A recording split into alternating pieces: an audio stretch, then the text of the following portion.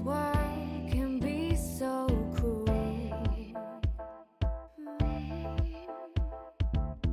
We have our hands tied, they treat us like we're fools. We're underestimated and boxed in. All judgmental labels spread us thin. We can run away to another place. No need to worry, you'll be my safety. We can run away to another place. No need to worry, escape reality.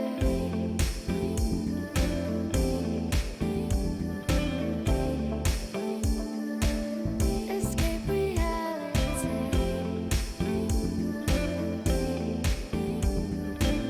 No need to worry, escape reality.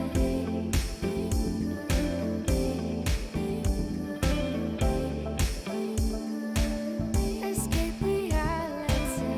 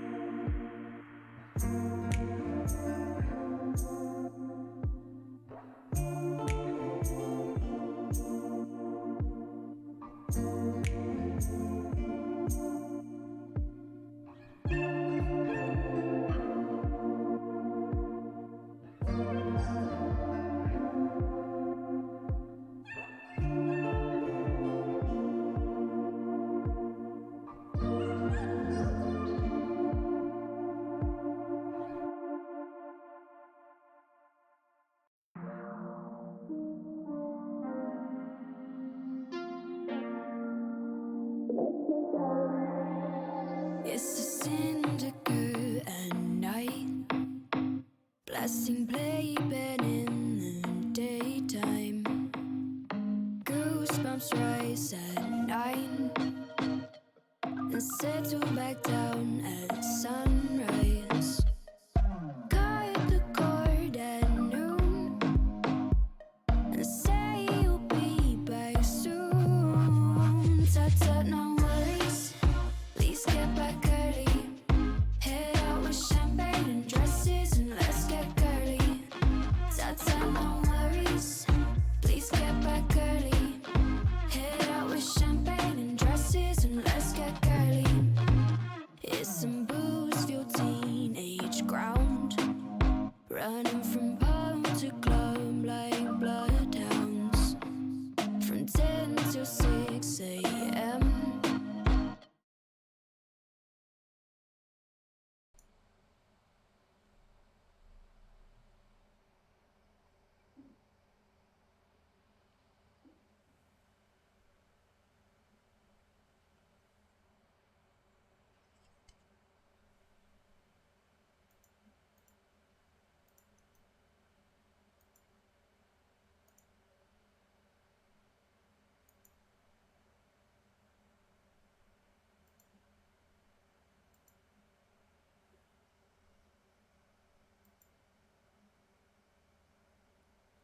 Hi guys, so welcome back.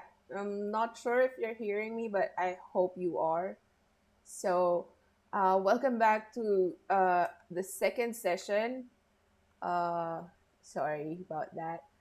So, we're at our second session of the BIM Process Introduction Course. And first, I'd like to thank everyone who participated in the first session. I loved how much more active you guys are this time around. And I feel happy that we have more go-getters now. And I received a lot of emails for the exercise. I actually thought that it was just a stereotype, but I guess a lot of us in the industry are just introverts. But I just love it when I hear from you and find out more about your purpose and goals and where I can help you. And I read your answers and I feel glad about how positive it is and that I was actually able to give you more insight on some of your challenges with BIM. And if you weren't able to watch the first session, we have the replays on our course page. You can access it there.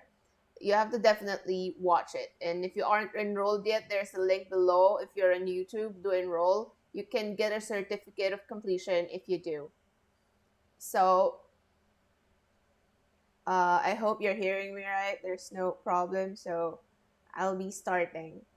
In our last lesson, we discussed what BIM is and how you can learn it properly, and what I had to go through to come up with this teaching technique. We also talked about the role of BIM in the industry, the BIM technology available to us now, and the easy trick to understand it. And it left us with the thought asking, if everything is getting automated, where else would you fit? Wouldn't you be obsolete? And in this lesson, I mean to answer that and discuss with you how BIM affected the industry, what skills will be obsolete, and the new roles you can pursue. And also, we're going to discuss the different BIM specializations, their roles, and what's required for you to be one if you want to be a BIM specialist.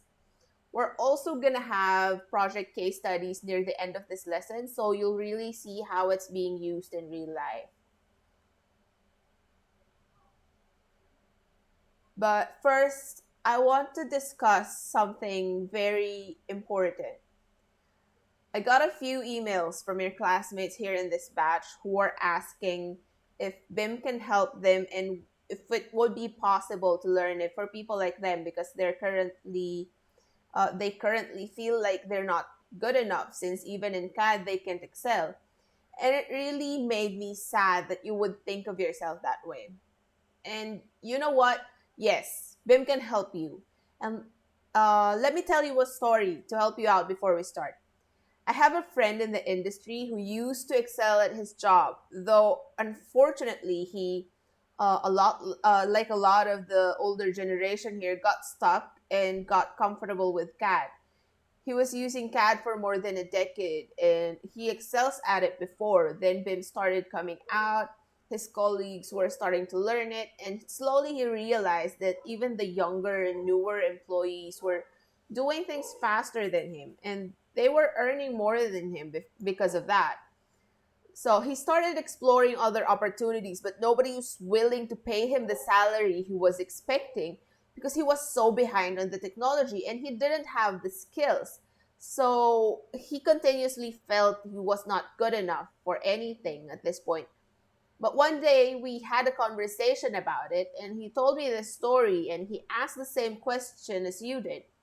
And I told him, you feel like you're not good enough because everyone else is using a better tool and a better technique than you are.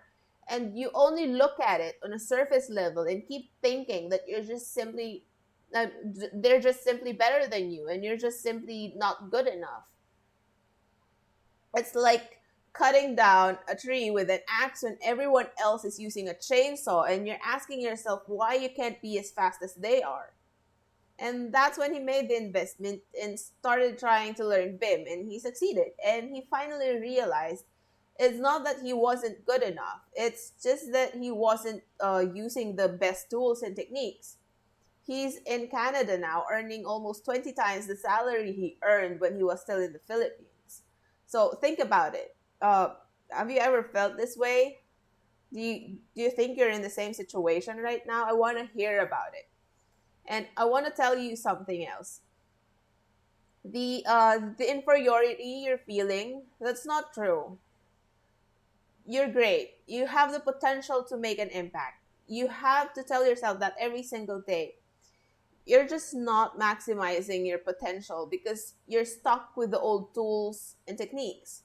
And what you should do is keep taking action towards your goals so you can fight that feeling off and be curious, keep exploring, keep upgrading yourself to gain more confidence and just finally try to get rid of that feeling by upgrading.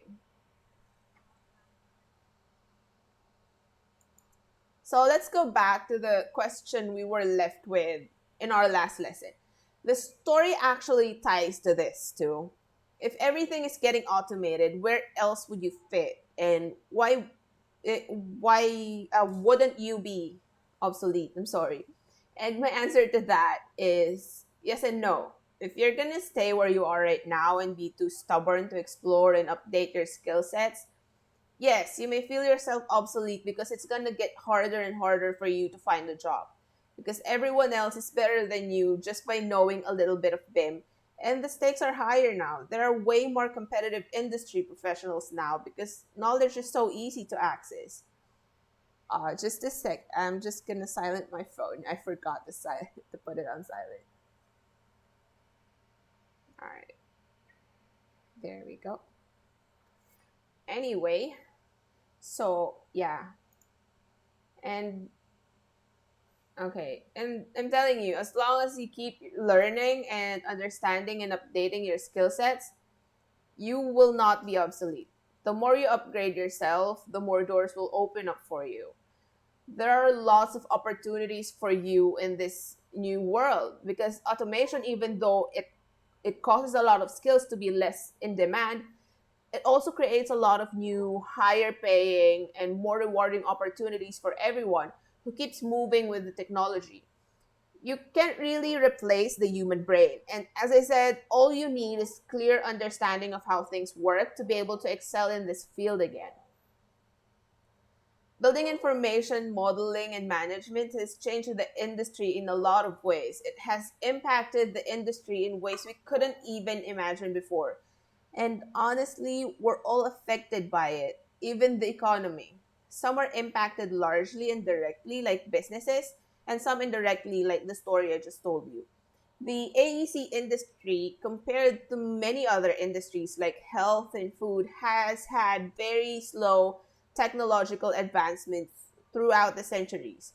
And it's only now, after the development of CAD, that we are facing numerous new advancements like BIM and all the other tech that goes with it. And understandably, this kind of rapid change is disrupting the often traditional industry, and a lot are still skeptical. And that is why the switch to BIM has been relatively slow in the beginning, even when the tools are so incredibly more powerful than what most are used to. But the tides are changing, with the facility owners slowly getting knowledge about this technology. Companies are slowly being required and forced to switch to BIM if they don't want to lose clients, especially the bigger ones. The companies who switched earliest are now reaping the rewards by being in the list of the most trusted firms by the bigger clients, since this switch has painted them to be the companies who care the most and who will do what's needed to provide the best service. So, slowly, as the competition gets harder and harder, more and more companies are following their footsteps. And since not all companies can afford the required investment in switch to BIM, uh, the strategy experts are still quite rare. Opportunities for new businesses, new players in the game has emerged, like BIM outsourcing, offshoring, BIM strategy consulting, like what I do, and other things like BIM freelancers. Luckily, BIM has cloud collaboration capabilities that makes it possible for the numerous players in many different places to collaborate easily in near real time without wasting time having to go on lengthy meetings every single day. This has been a big leap in the game as it cut a lot of costs for companies. And this transformation has changed the game in this highly competitive industry, and we're and renewed the focus on what's most important, which is the high quality work, safe working environment, and accurate time and cost projections. Because of these advancements, we're becoming better at our jobs. We can give more quality service, and uh, the value to our clients are getting higher, and we're pushing our productivity to greater heights. And as we push the industry further forward, more and more opportunities are opening up for more rewarding jobs. So this is exactly how BIM affected the industry, and a big reason why companies are willing to pay more and invest just to be ahead of the game. So what happened was, what used to be big tasks in 2D and 3D CAD and design can be done much easier in BIM, with a lot of tedious tasks being automated. So, for example, instead of hiring 10 people to do the cost estimates for one project and give them a month after the designs are done to try to do it as accurately as possible, it's basically automated in BIM. So you can just assign one or two team members to make sure that the models are correct, then assign costs, materials, criteria, and also to generate these schedules automatically. So basically, that's a lot of manpower and time saved. And even if you're not good at math or business finance, you know that that makes great impact in their businesses. Another great example would be the revisions. In the old ways, if you've got revisions, it takes a lot of time and redundant work because you have to update every drawing one by one.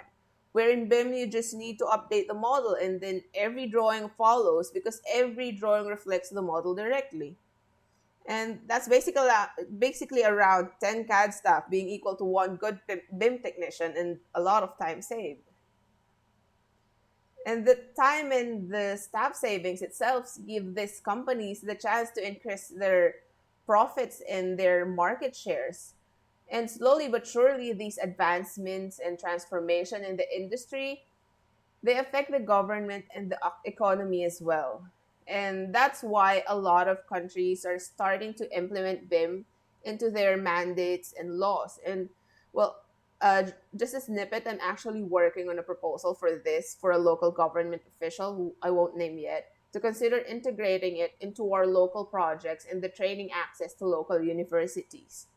Because honestly, right now we need a lot of information dissemination about BIM, because if you ask some professionals about BIM, a lot of them don't know what it even means or what the scope really is. And so many countries are now working towards, if they don't already have the BIM mandate. For example, if you visit the BICP website, let's do that now. So you will see how different countries are turning into BIM. So let's see. Okay. So here we are at the BICP map, and right here you will see some of the updates. This BICP, by the way, means BIM Innovation Capability Program. So they study the BIM innovation around the world. For example, in, say, here, Brazil. Brazil's National Department of Transport Infrastructure is embracing BIM in the hope of assisting in achieving a 30% cost savings across the building cycle. And a roadmap strategy is under review already. And let's see, how about in Chile? Right here, the Chilean government have already introduced a BIM plan which spans 10 years and seeks to achieve the requirement of BIM for public projects by 2020. That's next year. So they're really implementing BIM. So I have the link to this below in the description. So let's check out some more. For example, here in China, say here in China, the Ministry of Housing and Urban Rural Development, 12 National 5-Year Plan has requested BIM. And say here in Qatar, during the past year, there has been a gradual increase in the maturity of BIM. And the landscape of Qatar is changing rapidly with the proliferation of mega projects. And let's see other ones. Say here in Canada. This one's my favorite. Say, because basically Canada is like the most advanced in terms of BIM. And a lot of the BIM standards that we're using in a lot of the projects are from the Canada BIM standards. So in here, the Institute for BIM in Canada, IBC, is to lead and facilitate the coordinated use of BIM in the design, construction, and management of Canadian built environment. They basically have government organizations and government sectors that focus on BIM. So it's really a very good sample for a lot of the countries who's wanting to migrate to BIM. Anyway, so I think that already gives you an idea of where we are globally in terms of BIM. So I think you can understand that with this kind of progressive global migration to BIM, we can expect an enormous positive development in the industry and a full switch in a few years' time at best. And honestly, our country and a lot of other countries in Asia is way behind on this. That's why, along with other BIM professional friends, I'm working so hard on pushing us forward with BIM. So I hope you can help me with that. For now, personally, through this course and the other courses I'm working on, I want all of us to work together to push the industry forward. But hopefully we can get to do a lot more than that, especially with all the new opportunities we can grab with the technological advancement. We can help push our economy and our people forward, and we must not let this opportunity pass. We have to plant the seeds now. And this kind of advancement will boost the whole industry and make way for new jobs in the market. So old jobs will not get obsolete. They will just get updated and upgraded. And you will just get a new improved weapon in your arsenal that will give you better capability for increased productivity and creativity. And it will give you a sharper edge versus the competition. And the only skills and professionals that will become obsolete are those that stay outdated. There is no way to replace the human ability to think strategically. Actually, there's this increasing misconception that because of BIM, quantity surveyors will lose their jobs. They will if they don't update their skill sets. But even in the incredible cost automation capabilities in BIM, the value of surveying knowledge and the experience cannot be replaced by any machine. The only difference would be that they can do their jobs faster, they can earn more, and they can do more accurate, and they can benchmark cost rates, simulate the impact that material changes can have on the budget quite rapidly, and generally achieve much higher quality cost reports. And there's also an increasing misconception that draftsmen will lose their jobs, especially since they're using simple CAD. Again, this is just a matter of upgrading. If they upgrade to learning the fundamentals of BIM, they can get jobs as a BIM technician, which, by the way, pays so much more and this much less tedious. So the issue of getting obsolete is simply solved by a matter of upgrading your skill sets. Like in all the other matters, especially in this modern era of knowledge, your best weapon is your ability to upgrade your skills and yourself at every turn. You literally have access to a world of knowledge right at the palm of your hands, your smartphone. You can even watch this course and the other courses I'm working on in your phone, and you don't have to get up from your ass and brave the traffic to go somewhere to learn or to research. You can research with your phone, enroll in online classes, get access to different books. You just have to choose to do it. You love upgrading to the latest gadgets, you love updating your phones, laptops, softwares. Why not fall in love with upgrading yourselves too? Because that's the most important investment you can have for yourself. So, what do you think? Do you often do things to upgrade yourselves? How do you do it? Tell me about it. So, now that we've discussed a lot about BIM and how it's changing the industry and why you need what you need to do to keep up, let's explore the different specializations in BIM and the jobs available for them. There are quite a lot of new job roles that BIM has to offer, but I broke the specializations down to four main groups, which are the BIM technicians, the BIM designers, the BIM experts, and the BIM expert strategists. I sorted these to four main groups according to their level of BIM knowledge required, so it's much easier to understand. And it also subdivides into different, more specific roles. For the first one, let's see. Here we have the BIM technicians. The BIM technicians are what you'd call direct transfer CAD draftsmen. They're divided into two main subgroups, which are the modelers and the detailers or documenters. And in these groups, their responsibilities can be specified to any of the AEC disciplines depending on the project. They're not required to design anything, but instead they're required to model and detail the designer's requirements. And BIM technicians are required some basic knowledge of BIM, including workflow fundamental training, a good understanding of BIM standards and best practices for softwares, and fundamental training on modeling and documentation on their chosen softwares. So most BIM technicians aren't really required to have a bachelor's degree or design license, but it helps a lot for them to have background in drafting for AEC because, well, it's highly competitive now, really. And most CAD draftsmen can switch to this job after training for BIM fundamentals. They can either be modelers or detailers and documenters. And for larger companies, detailers and documenters can also be two different jobs. So that's possible too. So they work under a specific discipline depending on their designer. Some general examples would be architectural, structural, MEPF, interiors, construction, fabrication, and other things. And so here are the responsibilities. Basically, BIM technicians are directly guided by the BIM designers they're assigned on, and they have different tasks depending on where they're assigned.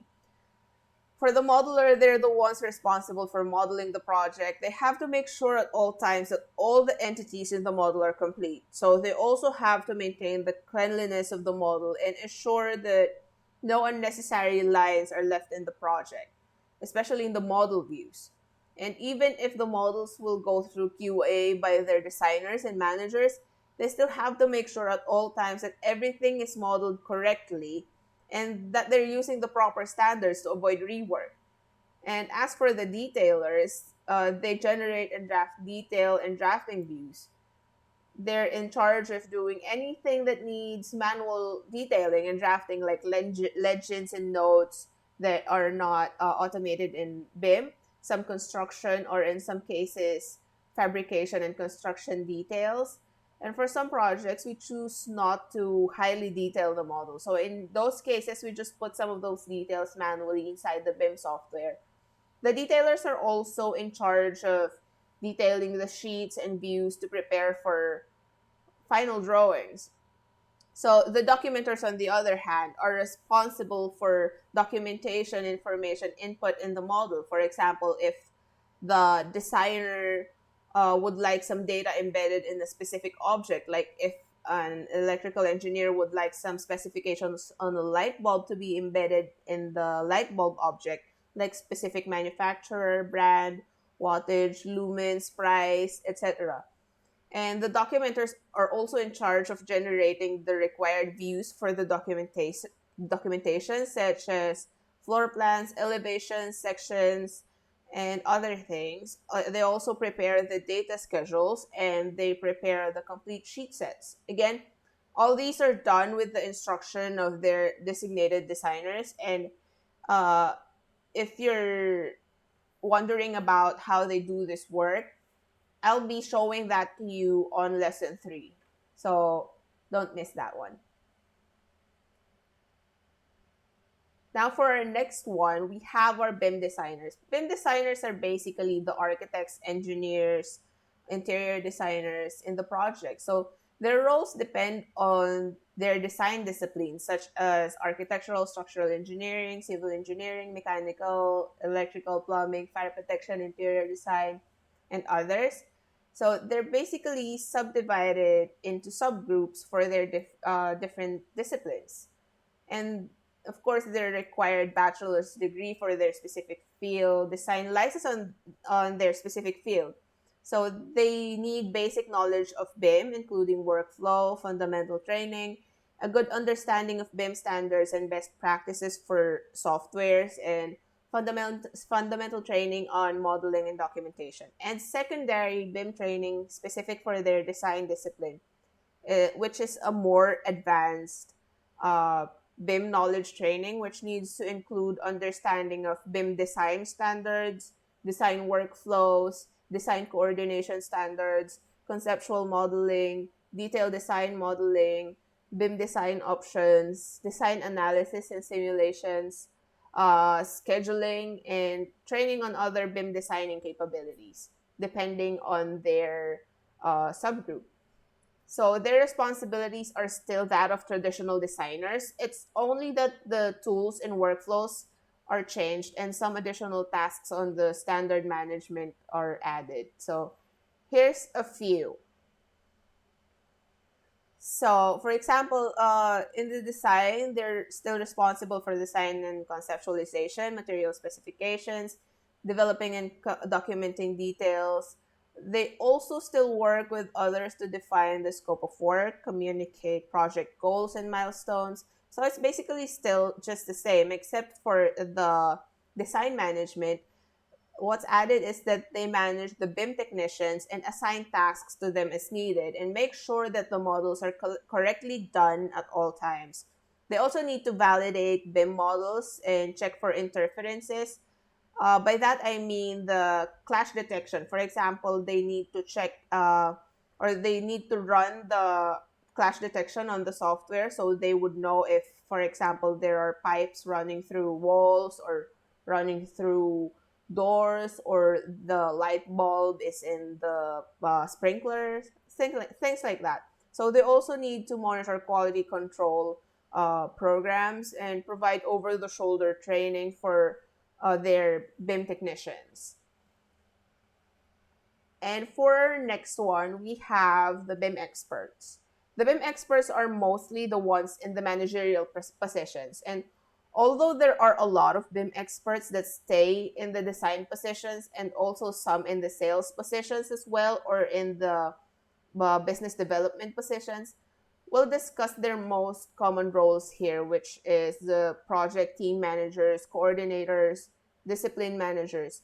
There are no specific discipline requirements for this expertise, but they're required to know a lot about every discipline so they're able to manage the team efficiently. So basically, they're required to have a working knowledge of every discipline. So they're usually required a minimum of bachelor's degree in any of the industry courses, and 5 to 7 years experience in the industry, preferably with project or team managerial experience, and fundamental training in BIM, plus the specific design training for their discipline, and BIM management training, which would center around BIM model maintenance, BIM collaboration, software coordination, multidiscipline BIM knowledge, and BIM standards maintenance. So, when you want to be a BIM expert, you have to know, you have to have working knowledge of a lot of the softwares that you need to use in BIM. So, we're going to talk about that also in lesson 3. So, watch out for that. So they have a lot of responsibilities, and it all still depends on a lot of things like project type, company roles, and team collaboration methods and softwares that they need to use. But basically, uh, what they do is they work directly with the PM or PA on initial model setup. They review and confirm design, team, project, stakeholder compliance. They troubleshoot, they work with the project manager and client to clear proper work and scope in the projects. So, as for the coordinators, they coordinate, publish, and verify all necessary configurations required for seamless integration of BIM models and facility data. They also facilitate BIM coordination meetings, and they're involved in meetings with clients and contractors to establish relationships with the players in the project for they're responsible for. So they're basically, well, they're basically in charge of coordinating the team and the whole and all the stakeholders. And for the discipline managers, they manage the team's day-to-day tasks and manage their disciplines models. They coordinate with other disciplines and ensure that everyone in their discipline follow the BIM execution plan. So basically, the discipline manager is one of the designers too, sometimes, and also, but also they're not, depending on the company roles and responsibilities. So last but not the least, let's go to the BIM expert strategies. Anyway, so the BIM expert strategist, us guys have varying roles in the industry. I'm a BIM expert strategist myself, and but mostly we act as puppeteers. We strategize the workflows, standards, project execution, BIM migration trainings, BIM migration, continuing advancement, technology advancement, sales, marketing development, and many others, depending on the need. So we always have to stay on our toes. And the most important quality you should have to be a strategist is you have to know how to solve problems. You have to have that itch to solve problems, and you have to have the eye to identify problems and solve them 80% of the time before they even appear. So that's also the hardest part to learn. And most of the time it comes from experience, although for some it's innate. And it's really hard. It takes a lot of training. And actually, I really just I learned to be a BIM expert strategist because I had two mentors who are also BIM expert strategists. And I don't think I could have ever achieved this kind of expertise if not for them. So it's really important that you have a mentor on this one. So basically, our responsibilities lie on the business development, department management, project execution, and BIM migration. So we're basically handling a lot of the top ranked business development and management stuff. So it's a little bit more in depth. So, for example, we have to plan and manage business development activities using collaborative multi-point strategy in order to acquire new clients. So we also have to constantly improve knowledge of the BIM track and the industry and the stakeholders. And we also need to handle and process new opportunities. For example, for the BIM migration, we have to work with companies who want to migrate to BIM. So that's my specialty. And for the project execution, we are responsible for project strategizing. So that's basically my job. My specialty is BIM migration, project execution, and training. So I'm not into business development much, but I also have to learn the sales because I have to also, of course, close deals with my clients, my own clients for my consultancy. So that's also an important part of being an expert strategist is you have to also know how to close deals because you're gonna be facing clients a lot as a BIM expert strategist. So talking about all that, what do you think you want to be? Do you want to be a BIM technician, a BIM designer, a BIM expert, or a strategist like me? So send me your thoughts via here on YouTube or via email if you're shy. So to get more insight on how this is being used in the field, I've prepared some case studies of iconic buildings that used BIM.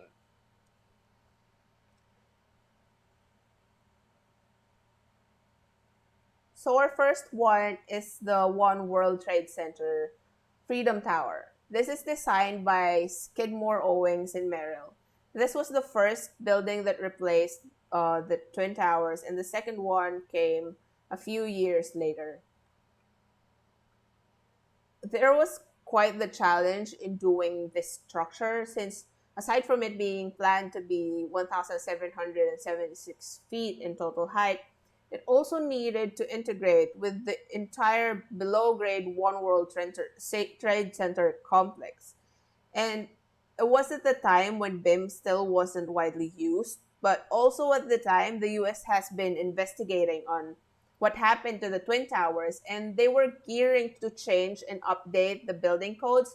So Skidmore, Owings, and Merrill needed to design the building following a code that hasn't even been written yet. They needed to over engineer to prepare for that code.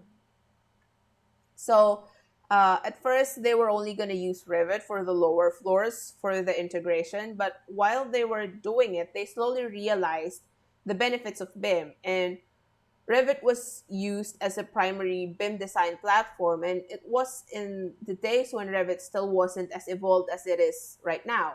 But Autodesk provided direct assistance in training the team.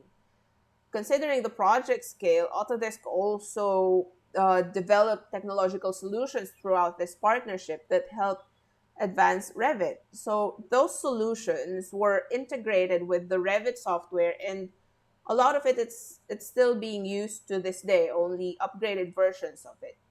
And also because of Autodesk's help, the engineers for their MEP were able to use the Revit MEP after just 3 weeks of training. And one fun fact about this project was they used the virtual cameras placed inside the model to see if building elements, particularly columns, obstructed crucial views. So that's very common for us now, but remember that this was in the time when BIM was still in its infancy. So as for the impact, here are some feedback straight from the designers themselves, taken from the time they were still working on it and when they completed the project.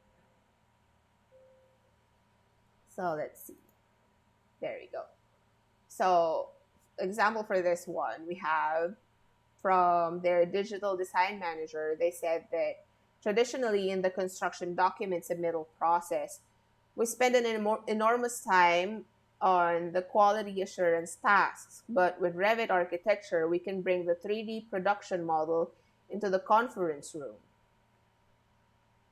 Another one is we used to gather around the drawings on the table with a box of red pencils whenever we had to coordinate very complex or tight-fitting areas of the building, such as the lobby or mechanical room. Now we can open the model on a plasma screen and zoom right into whatever area we're working on. Imagine this is in 2004, I think, and a lot of the industry firms right now are still doing the red pencil stuff. I also have clients who still do this, and it's unbelievable because it's been how many years since BIM was developed and we're still doing it. And here are some other things that instead of highlighting the issue in red marker and getting an answer in a week, we get real-time results. And BIM opened up new methods of communication with contractors and subcontractors. Those methods were unheard of a few years ago. We were able to incorporate the architectural model into our structural model and easily see if any clashes exist. So here's another one from their MEP mechanical engineer. In particular, and as a direct result of using Revit MEP, we saw a drastic reduction in change orders. That's where MEP engineers typically lose the most time. So imagine at the time, BIM was still a baby, and it still managed to make enormous impact already. As I said, that was in around 2003 to 2004, and from then, BIM has had enormous upgrades and all the new advanced softwares and tools already are updated. So imagine what kind of impact it can have right now. So let's try to discuss those in these the next case studies. Our second one is let's see. Let's go to a more familiar site. Here's the Shanghai Disneyland Resort. It's their storybook castle. This was designed by Walt Disney Imagineering using building information modeling, which is basically a fairy tale castle constructed in real life. So WDI needed to create a design that matched the Walt Disney World Resort's Cinderella Castle, which while also having more modern and complex interior. So it should include a central double helical staircase, restaurants, fountain pumps, boat ride systems, children's salon, maintenance facilities, and others. And according to them, this was the most complex castle they've done at the time. And another challenge was that there were 142 disciplines in 2 different countries, and throughout the project, they needed to all work together seamlessly. And at the middle of the construction, everything needed to be transferred to their Shanghai office. So the Enchanted Storybook Castle was designed entirely in 3D. The WDI team used a BIM modeling process, and that took cloud collaboration to new heights at their time. And although the architectural team made the conversion to Revit software, the structural and MEP disciplines continued to use AutoCAD to facilitate data exchange between disciplines.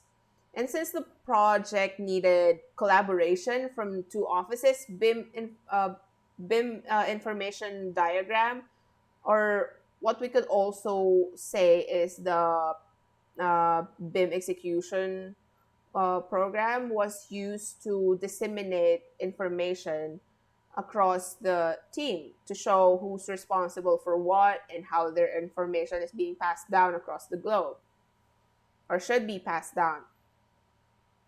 So this workflow allowed easier collaboration, less rework, and it helped them identify nearly 3,000 clashes over a 6-month period before issuing the tender package. This kind of clash detection helped them deliver the project on time and as scheduled. Information embedded on the model allowed visualization and material breakdown that helped in design, coordination, and operations decisions. An example of how they used this is they extracted the exact amount of concrete and other materials for two fireworks launching platform, and the embedded data was used to reveal how these materials work together to withstand spreading of the flame.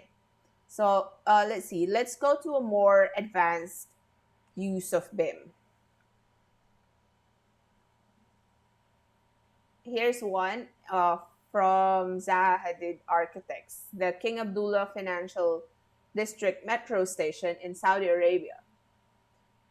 This was designed back in 2012 to 2013. It was actually a competition design that Zaha Hadid Architects won, and it's just scheduled to be completed next year. Next year, I mean 2022. So that's around 8 years, 7. So, as we would expect from the designs by the great Zaha Hadid, the complexity of its geometry proved to be quite a challenge that it forced Zaha Hadid Architects to develop a software specific for this project. And it was called Zaha BIM. Zaha BIM was used to make the necessary changes to the original model to create smooth and accurate geometry for use in Revit. So they started by using Maya to model the design, where it was converted to low poly mesh and imported to Rhino. And then they linked it to the surface modeling software, which is the T-splines. And after then, Zaha BIM was used to make a quick design iteration in Maya and Rhino and then bring it back to a BIM compliant environment, all to make use of Revit to model the interior and other details of the building.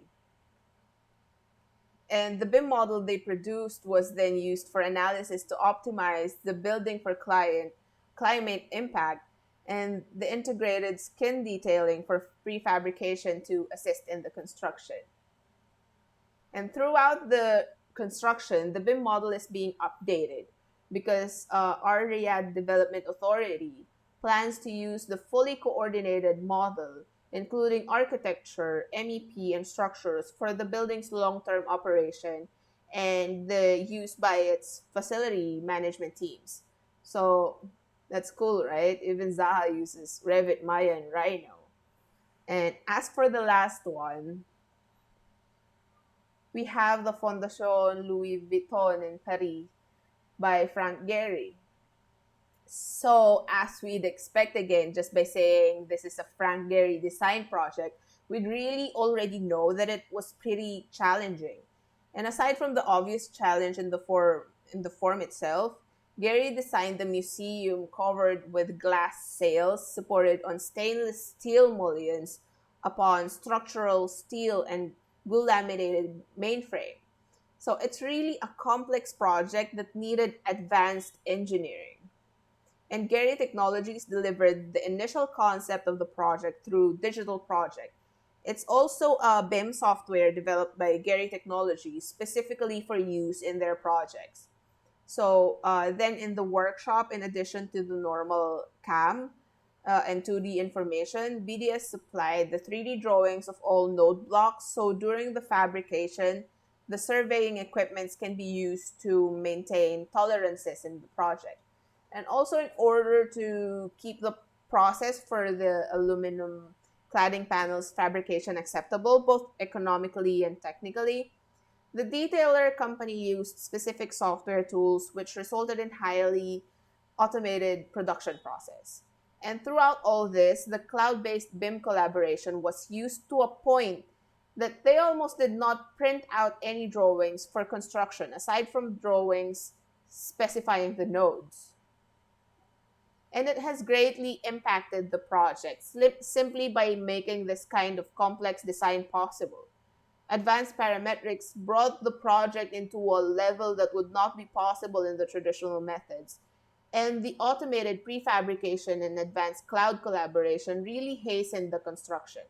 So, this design itself won many awards in the industry and is a great example of BIM being maximized to its full potential. So that's it for our case studies, but let's see other examples of projects that used BIM. So this one is the Blue Planet National Aquarium in Kastrup, Denmark, designed by 3XN. The National Museum of Qatar by Gary as well. The 30 St. Mary Axe, or what we call the Gherkin, by Arup Foster and Partners. New Karolinska Solna University Hospital. This project is Sweden's biggest BIM project. And we have One Island East, Quarry Bay, Hong Kong by Gary again. And the Coca-Cola Place, also previously known as ARC. It was first completed BIM high-rise in Australia. So it's designed by Rice Dobney. And we have Metro Office and Mall in Sao Paulo. Cairns Complex Research Laboratory at Brock University, St. Catharines, Ontario, Canada. Italian Pavilion in 2015 by Nemesi and Partners. Linley Center, New Plymouth, New Zealand. And the new hospital project at Oslo, Norway. We also have the James B. Hunt Library, Raleigh, North Carolina by Snohetta. And of course, the Marina Bay Sands, Singapore. And for my favorite, the Burj Khalifa. Oh, sorry. I think I made a mistake on the subtitles. Anyway, so you're probably thinking now, all of this is awesome and great, and okay, I understand now that I really am behind and I have to upgrade myself, but where do I start? I will be taking you to this journey on the next lesson, and starting you off, we'll dive into the BIM standards, the workflow, and I will be showing you how it really works by making a sample project where you will see some of the many capabilities of BIM and how it really looks like and how it works. I'll also be talking about the awesome new project I'm working on, so I know you'll be excited to see it. But before we wrap up, I want to thank you for listening. So be sure to leave your comments or questions here in our video or on our course page so I can answer them in our Q&A session in a while. If you're watching a replay of this course, no worries. I'll be hosting another live Q&A session for all the questions sent from the replays at the end of our course. So don't forget to leave your feedbacks, comments, and questions for me. I want to know how I can help you reach your goals. So as for your homework or your exercise, we'll be having a 10-minute break and think about your current role and all that you learned today and answer these questions. What specialization do you think you really want to pursue? Do you want to be a BIM technician, a BIM designer, a BIM expert, or a BIM strategist, and why? What's the biggest challenge you think you're facing or you'll face while pursuing this? And what was the best lesson that stuck to you most in this lesson? So comment it either on the live feed of our YouTube page or on the discussions panel or on our course page. Or if you're shy, you can email it to me again. And remember, all your answers are valid. And I'm looking forward to reading all of them. Take action and always remember, you're already ahead of everyone else by taking action. So see you after a break.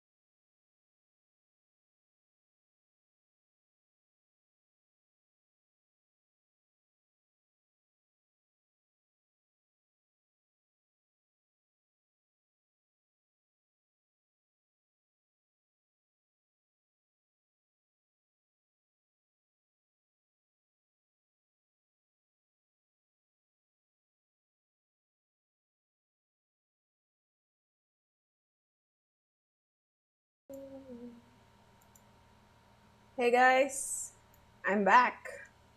So okay, let's start with our Q&A. First we have Ray. Can someone become a BIM technician without having a background of AEC? Well, this is a tricky question, but you can be a BIM technician if you train for it. I actually have worked with a lot of BIM technicians without AEC background, but they mostly have had trainings in drafting first. So, preferably, you need to have a background in AEC, even just the basics like drafting. I think we have courses for those, but you'll need to know how to read construction documents and drawings. So, you'll really need to have AEC backgrounds, just the basics, to be a BIM technician. Other one is from Messed Up Girl. What role I have to put if I'm project manager and pursuing to become BIM strategist? I don't think I understand your question. I'm assuming you're already a project manager and you want to be a BIM strategist. Am I right? If you already know BIM or you're already a BIM manager, that would be just one step further. You'll just only need to have a BIM strategy training or coaching. I open up trainings and coaching for this, but only once a year since this is a very advanced and intense training. So if, on the other hand, you don't know BIM at all, and uh, then you're gonna have to go through the fundamentals training, the design training, management training, and then that's when you can jump to the strategy training. That's if you don't know BIM at all. So for Llewellyn, am I saying it right? Llewellyn Medina, can I still be a BIM designer even if I don't specialize on engineering? I am a junior architect and just know the basics of engineering. You don't need to specialize in engineering to be a BIM designer. You can actually be a BIM architectural designer. Uh, BIM designers is specific to engineers. Actually, architects have quite a big role in BIM design. So if you're already a junior designer, I'm assuming you just don't have your license yet, but you can be a BIM design architect once you go over the fundamentals training and the BIM design architect training, and also when you get your license. So you don't have to be an engineer to be a BIM designer. So I think we don't have any more questions. It's cute because I already received like 5 emails on the exercise. So it just proves that a lot of us here are introverts, and that's okay. If you want to answer the exercise, you can just send me your email. You don't have to comment it here.